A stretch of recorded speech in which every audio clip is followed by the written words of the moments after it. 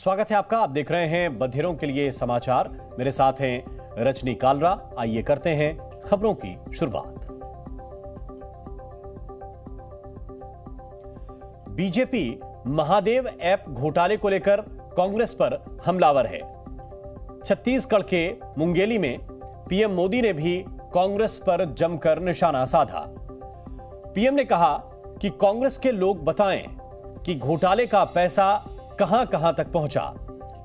PM ने सवाल किया कि दिल्ली दरबार तक कितना पैसा पहुंचा।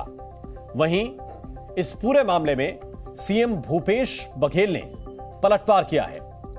बघेल ने कहा है कि पहले पीएम रमन सिंह, अजित पवार, हिमंता बिस्वा शर्मा के खिलाफ कार्रवाई करें और उसके बाद बात करें। छत्तीसगढ़ के चुनावी रैली से पीएम मोदी ने कांग्रेस पर जमकर हमला बोला और कहा कि पहले चरण में कांग्रेस पस्त हो गई है और दूसरे चरण में अस्त हो जाएगी। प्रधानमंत्री ने कहा कि कांग्रेस का काउंटडाउन शुरू हो चुका है, अब यहां से इनकी विदाई तय है।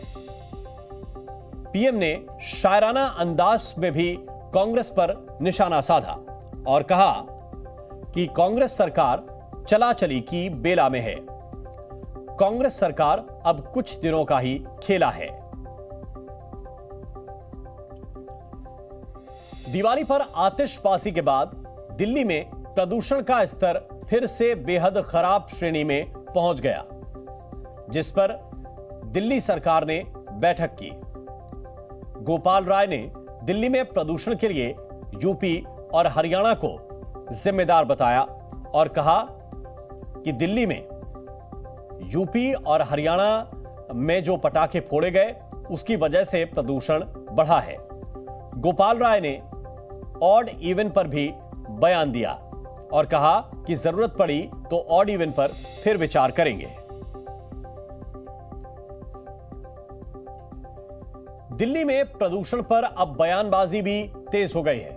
बीजेपी, आम आदमी पार्टी और कांग्रेस पर निशाना साध रही है। मनोज तिवारी ने कहा कि विपक्ष चाहता है कि लोग दिवाली ना मनाएं। शहजाद पूनावाला ने कहा कि यह बस हिंदुओं की भावनाओं पर चोट पहुंचाने वाली बात कर रहे हैं। इस पर कांग्रेस की तरफ से भी जवाब आया। राशिद अलवी ने कहा कि बीजेपी नेताओं को जनता की फिक्र नहीं है।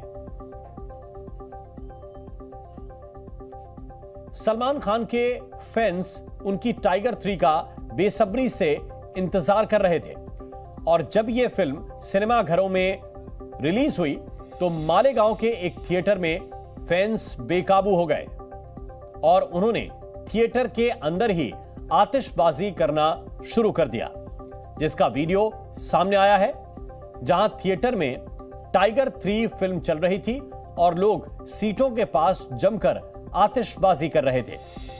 वहीं सिनेमा हॉल में 1 मिनट तक आतिशबाजी होने के बाद कुछ फैंस सुरक्षित जगहों पर भागते हुए भी नजर आए। उत्तरकाशी की टनल में फंसे 40 मजदूरों को बचाने की कोशिश जारी है। एसडीआरएफ और एनडीआरएफ की टीम मजदूरों को बचाने के लिए लगातार काम कर रही है।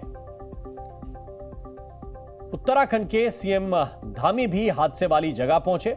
उन्होंने भरोसा दिलाया कि जल्द ही सभी मजदूरों को सुरक्षित निकाल लिया जाएगा। मजदूरों से बात करने की भी कोशिश की गई है। उन्हें ऑक्सीजन की सप्लाई जारी है। उनके पास खाना भी पहुंचाया गया है। हैदराबाद के नामपल्ली इलाके में एक अपार्टमेंट में भीषण आग लग गई। इस हादसे में झुलसने से 9 लोगों की मौत हो गई। हादसे में कई लोग घायल भी हुए हैं। आग के बीच फंसे लोगों का रेस्क्यू भी किया गया और एक बच्चे और एक महिला को सुरक्षित बचाया गया।